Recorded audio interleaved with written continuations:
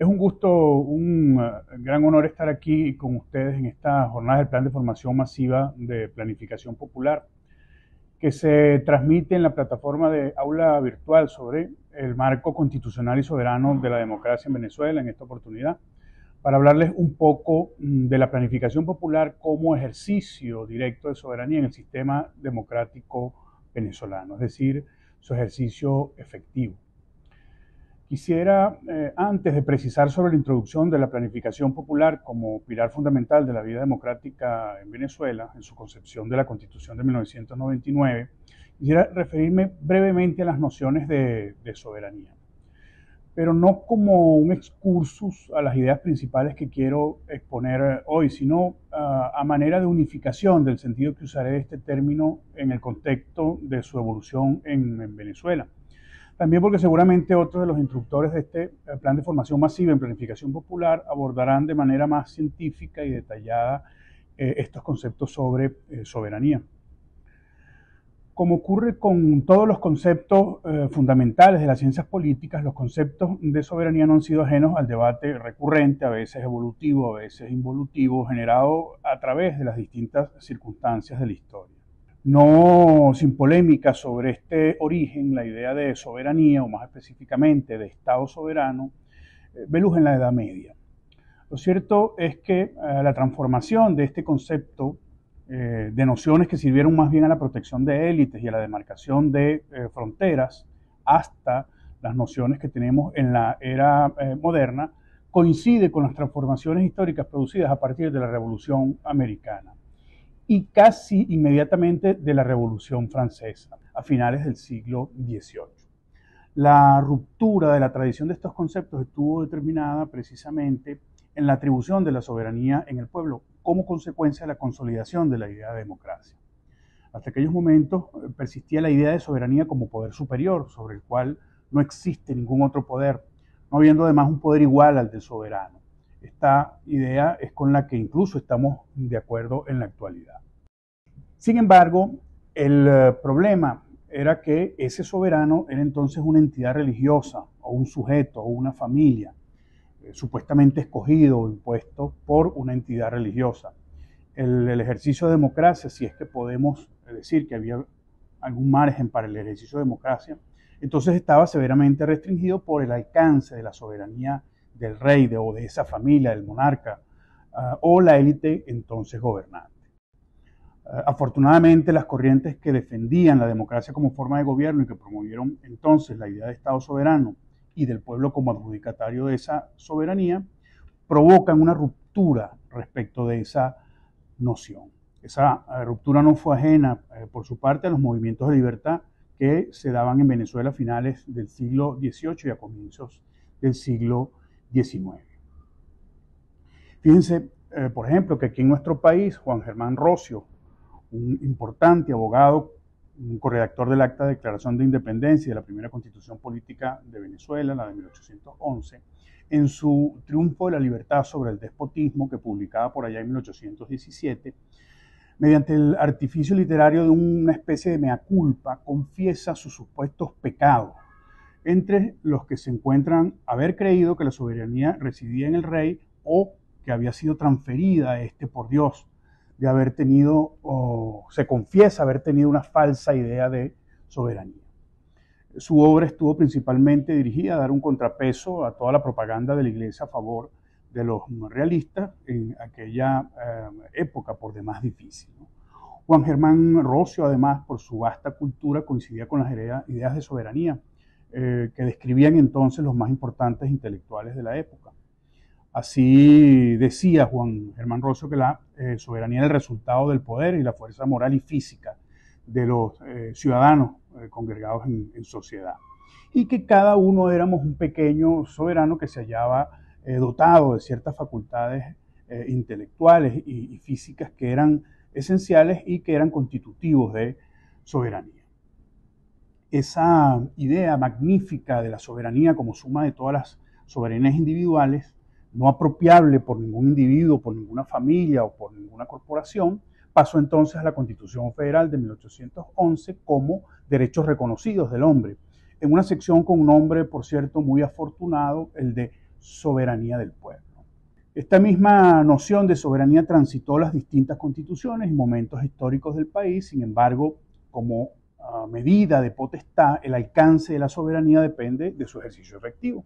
Y ello depende a su vez de la medida de democracia con la que el pueblo, en el cual reside la soberanía, puede ejercerla.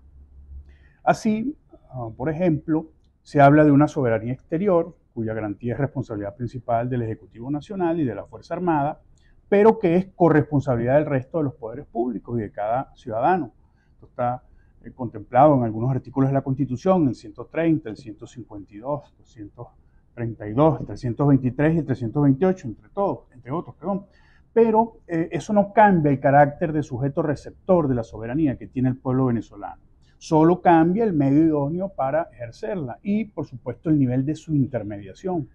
Así vemos, por ejemplo, en la Constitución del 61 que se limitó el concepto de soberanía al intermediarlo, al ejercicio a través de los poderes públicos, ¿no? En este caso a través del sufragio. Esta circunstancia cambia radicalmente en la Constitución del 99, que establece como medios de participación y protagonismo algunos muy novedosos que van desde las decisiones trascendentales, por ejemplo, estas leyes que pueden ser promovidas o abrogadas, la capacidad del pueblo de promover leyes o de abrogar leyes, las propias consultas populares, ¿no? Hasta algunos métodos aún más novedosos como la participación directa en la gestión, como ocurre precisamente en el tema que nos ocupa hoy, el ejercicio de planificación popular, que dicho sea de paso se construye desde la base incluso en su propio diseño. En resumen, propongo que partamos de la noción de soberanía como una condición esencial de la nación. Esto quiere decir sin la cual la nación no existe, como establece el artículo 1 de nuestra Constitución, que le otorga, es decir, esa medida de soberanía le otorga una medida de potestad al Estado que se manifiesta en un poder supremo al cual no es oponible otro poder, ni equiparable otro poder, y que reside intransferiblemente en el pueblo, que la ejerce a su vez directa o indirectamente por los mecanismos que la propia Constitución establece, ¿no? De conformidad con el artículo 5 de nuestra Constitución. Este ejercicio de soberanía es evidentemente más amplio en el sistema democrático dibujado en la Constitución del 99, caracterizado por sus medios de participación directa en las decisiones y en la gestión de gobierno. Pero ese ejercicio democrático no es solo un derecho ciudadano, sino además un deber. El artículo 132 de la Constitución así lo establece. Uno de estos medios es precisamente la planificación popular, que resulta en un elemento transversal al régimen socioeconómico y la función del Estado en la economía. Por eso es ejercicio directo de soberanía. Pero veamos un poco de historia contemporánea. La introducción en la Constitución de 1999 de una declaración reconociendo el papel del Estado y particularmente del poder popular en la modelación del régimen socioeconómico de la nación fue realmente polémica. Hubo intensos debates en la sesión de la Asamblea Nacional Constituyente de las primeras semanas de noviembre del 99. Había una confrontación campal por la redacción del artículo 299 de la Constitución, de la actual Constitución, que introducía los elementos generales del régimen socioeconómico del Estado venezolano. La tercera columna, esa tercera columna o tercera parte fundamental de la Constitución, que es la Constitución económica, era el tema de fondo a discutir. Recuerden que al lado de una Constitución política y una Constitución dogmática, pervive en la nuestra, entonces, esta Constitución económica. Hay que tomar en cuenta que la redacción de su equivalente de la Constitución del 61, de este artículo 299, era bastante lacónica y se limitaba a declarar la actividad de fomento de la economía a cargo del Estado. Lo demás, en aquel artículo 95 de la Constitución del 61, que estaba supuestamente atenuado en la redacción del artículo 98, quedaba pues simplemente restringido a declaraciones de buena voluntad que no otorgaban potestad directa alguna al pueblo o al propio Estado para conducir a la economía o conducir la economía de un Estado de Derecho en el que había de imperar la igualdad y la justicia. Por supuesto, para aquel momento el debate se trabó en torno al papel del Estado en la economía, es decir, su participación directa en ella, y los distintos constituyentes abogaban a favor o en contra de lo que cada quien percibía desde su perspectiva como un modelo de mayor o de menor libertad económica. Por un lado, había quienes defendían la protección de la iniciativa privada, con potestades de control y regulación estatales restringidas. Es decir, defendía un Estado que no interviene sino solo cuando determinadas circunstancias que la ley desarrollaría posteriormente se presentaran. Es decir, es una especie de dosificación de los principios de libertad económica y oportuna intervención del Estado, dejado, bueno, a las circunstancias, ¿no? Sin que esas circunstancias fueran descritas claramente en el texto constitucional.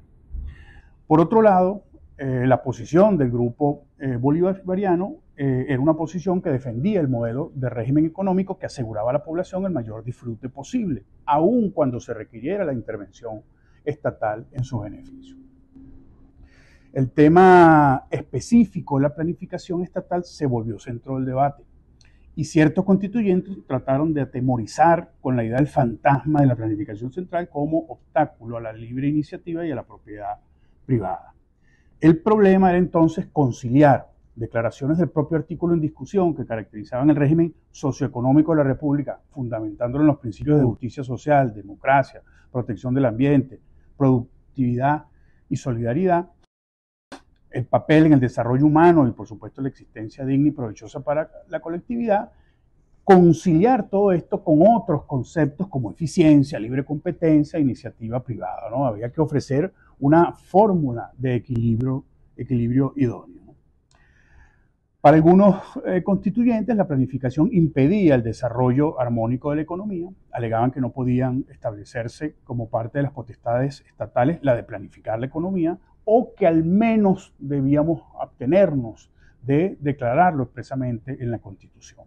Pero bueno, menos mal se impuso la sindéresis y la defensa del sector político bolivariano, el régimen socioeconómico compatible con la Constitución que se estaba redactando en ese momento, que debía conciliar la democracia protagónica y participativa que transversalizaba todo el texto constitucional con el régimen socioeconómico que se estaba discutiendo. Así pues, se introdujo la idea de que para lograr una justa distribución de la riqueza propia de un Estado democrático y social de derecho y de justicia era indispensable una planificación estratégica, democrática, participativa y, por supuesto, de consulta abierta. Así quedó finalmente redactado en el que es ahora artículo 299 de nuestra Constitución y que de paso sirvió como objeto de la propia Ley Orgánica de Planificación Pública y Popular que fue dictada en 2014. Pero esta no es la única cláusula constitucional en que la planificación consensuada es una norma. Lo es también en la planificación regional de los estados, según el artículo 166, la de los municipios, según el artículo 182, y lo es especialmente, entre otras actividades específicas, en cuanto a la participación de la comunidad organizada cuando se trata de la toma de decisiones sobre la planificación y ejecución de política en materia de instituciones de salud pública. Esto lo establece expresamente el artículo 84 de la Constitución. Además, la experiencia del Consejo Federal de Gobierno es una de las más extraordinarias en materia de planificación consensuada entre los distintos niveles de gobierno y las organizaciones del poder popular. Entonces, encontramos que hay una armonía en esa sección, en esa división o ese módulo del sistema normativo venezolano que ha venido desarrollando los medios de participación protagónica del pueblo en la planificación, en la ejecución y en el control de políticas públicas. A pesar de la mora con algunas leyes que, por supuesto, por su complejidad o por tratarse de códigos que regulan una infinita cantidad de situaciones jurídicas de diversa índole, pues no han sido objeto de actualización al modelo de la Venezuela del siglo XXI. Pero además de ese sustento normativo, hay una población activa en este tema, es decir, una población montada en el diseño de sus planes, en los debates y próximamente, como sabemos, en la toma de decisiones a través del sufragio. Esto quiere decir, en otras palabras, que el sistema está apto y que debe tender a su perfeccionamiento. El sistema está funcionando.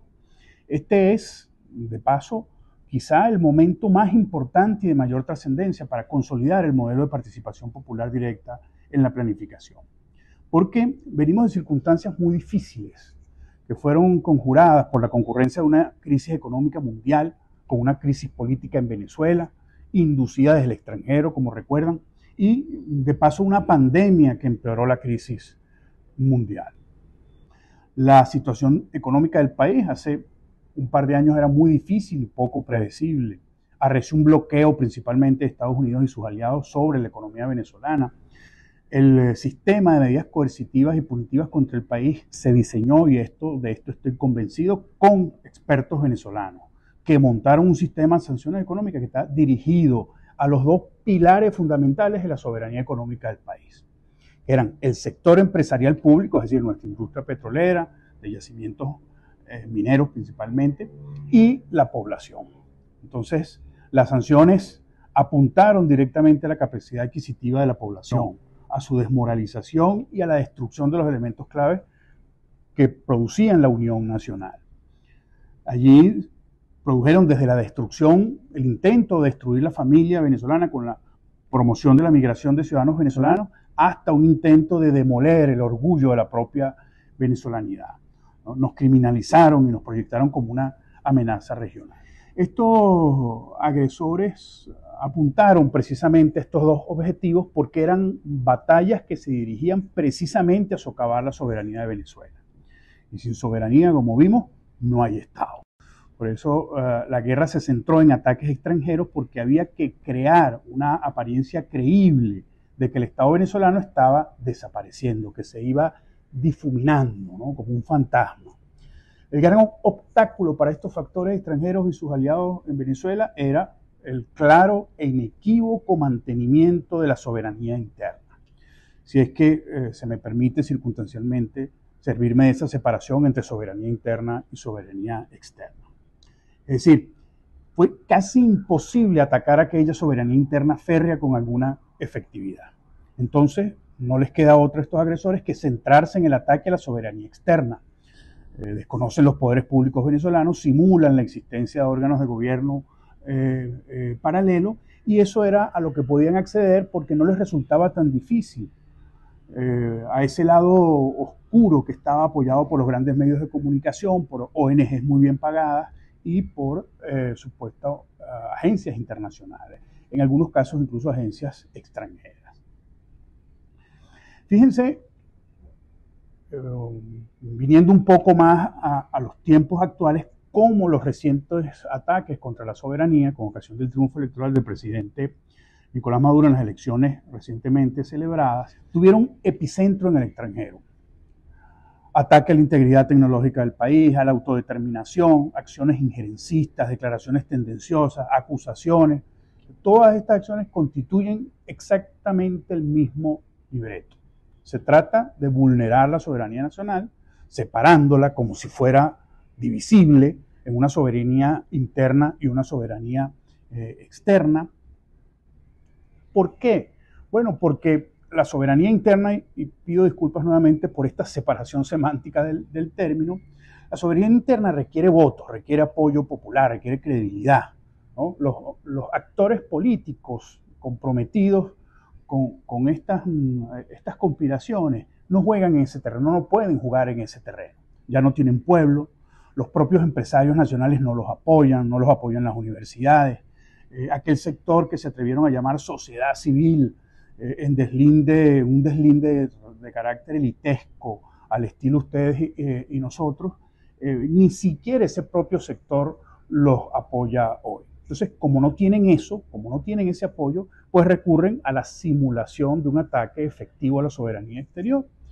Bueno, a través de declaraciones de voceros aliados en el extranjero, financiando desde el extranjero acciones terroristas, manteniendo líneas mediáticas contra el gobierno, contra los propios ciudadanos venezolanos en los grandes medios de comunicación, y por supuesto esgrimiendo constantemente sus amenazas de bloqueo y de destruir la economía venezolana. Claro, eso viene seguido después de ofertas de paz y desarrollo, pero claro, ¿a cambio de qué? A cambio de trozos, de pedazos de nuestra soberanía. Veamos cómo al final se monta una especie de teatro de operaciones sobre la idea, ¿no?, sobre la imagen del Estado soberano, incluso sobre la idea misma de soberanía que tenemos los venezolanos, ¿no? Por supuesto con el único fin de destruirla. Lo cierto es que esa batalla que se libró, que se libra, que en su momento consistió y aún consiste precisamente en el fortalecimiento de la soberanía interna. Esa es la batalla que estamos dando. Y la victoria obtenida ha sido posible solo porque los venezolanos, las venezolanas, en cada espacio, en cada rincón del país, decidieron que iban a impedir y están impidiendo que esos grupúsculos políticos locales cedieran la soberanía nacional a otros estados, en este caso potencias como Estados Unidos. Así pues, hemos venido cumpliendo hitos históricos que ni siquiera habían sido posibles en los periodos de mejor evaluación macroeconómica del país. La producción interna de bienes esenciales está en un nivel óptimo, la inflación está en su nivel más bajo en décadas, las cadenas de producción y distribución han podido ensamblarse con insumos y productos nacionales que antes eran importados, la industria petrolera por primera vez ha echado mano de talento, verdaderamente de talento y tecnología venezolana bajo el lema de esfuerzo propio. Fíjense, todos estos logros que estoy comentando no son más que eso, construcción de soberanía, soberanía agroalimentaria, soberanía industrial, soberanía tecnológica, soberanía energética. Por eso es que la participación ciudadana, la participación popular, cada mujer, cada hombre, cada niño, cada adolescente, cada empresario, los maestros, los médicos, los hombres de ciencia, los hombres y mujeres de la academia, los obreros, los trabajadores, las trabajadoras. La participación de todos en la gestión del Estado es el arma infalible, con la cual ningún poder puede imponerse. Porque es precisamente eso, es el poder superior del Estado, el pueblo mismo ostentando su soberanía, contra la que no hay poder posible, y a través de esto impedir directamente por los medios a su alcance, por los medios al alcance de cada uno de nosotros, por la fuerza a su alcance, por el talento a su alcance, la imposición de intereses ajenos, ¿no? Impedir esa imposición de intereses ajenos, de poderes extranjeros, de manera que logramos oponer a cualquier agresión una soberanía materializada, que en apariencia en algún momento nos vendieron como una idea abstracta, un paradigma, ¿no? Era una especie de utopía al cual los pueblos no podían aspirar. De allí que efectivamente el poder público tiene la obligación de proveer y mejorar los medios del ejercicio directo de esa soberanía, a través de mecanismos de participación directa y protagónica de las comunidades. Pero es solo el poder popular el que tiene el poder de ese ejercicio directo y de ir ganando espacios en la gestión directa de políticas públicas en beneficio de la familia, de la comunidad, del municipio, de las regiones, incluso de todo el Estado venezolano en su integralidad. Pero, bueno, como dicen en las películas de superhéroes, un gran poder trae consigo una gran responsabilidad. Y ciertamente la participación en la gestión pública, la soberanía, no se ejercita solo invocando el derecho a disfrutarlo. Tenemos la obligación de participar directamente, por supuesto por los medios que la ley nos provee, para que a través de esa participación fortalezcamos entonces la soberanía. Esa es la manera en la cual se construye soberanía. En la medida en que cada ciudadano vaya incorporándose en esa compleja tarea de planificar nuestro futuro, se ampliarán entonces los caminos del desarrollo, los caminos de la paz, de la autonomía económica, pero sobre todo se consolidará la soberanía por la que lucharon nuestros padres libertadores y que ha recibido tantos ataques en las últimas 2 décadas. Ataques que han sido neutralizados precisamente por la propia acción del pueblo organizado.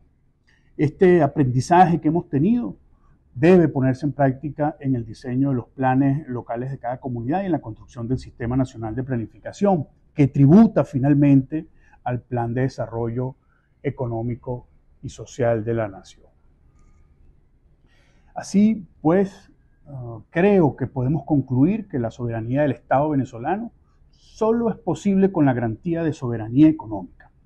Y este paradigma es solo posible a su vez en la medida en que el pueblo venezolano, en el cual recae precisamente esa soberanía y es además corresponsable de defenderla, pueda participar en todas las etapas de diseño y construcción del modelo de desarrollo económico. Esto es, en la formulación, en la ejecución, en el seguimiento y después en el control de los planes respectivos, tal como está establecido en el artículo 7 de la Ley Orgánica de Planificación Pública y Popular.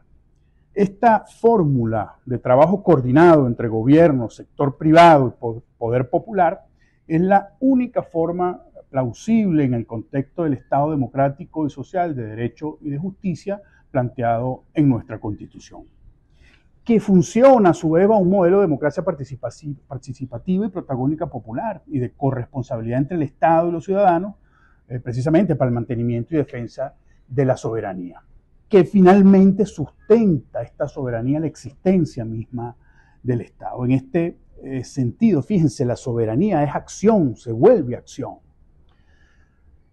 Definitivamente, este ejercicio de democracia directa que dio inicio en este abril pasado con la selección de 4.500 proyectos comunales en el proceso de consulta popular nacional 2024, es un proceso, de más decirlo, asambleario en el que participaron casi 50.000 consejos comunales y que continuará el próximo domingo 25 de agosto con la celebración del proceso de elecciones populares comunitarias y que determinará además los proyectos prioritarios para cada comunidad, es un extraordinario logro para el modelo socialista en construcción en nuestro país, que debe ser totalmente apoyado y celebrado. Yo auguro para ellos éxitos y más éxitos. Quiero finalizar con un sentido de reconocimiento a los comuneros, a las comuneras, a las comunas, a los consejos comunales y a todas las instancias del poder popular, a los hombres y a las mujeres de nuestra patria que harán historia en las venideras elecciones del 25 de agosto. Y una felicitación a quienes han promovido y hecho posible esta trascendental jornada. Me despido y dejo a ustedes un fuerte abrazo. Espero vernos pronto en cualquier otro espacio de lucha. Muchas gracias a todos y a todas.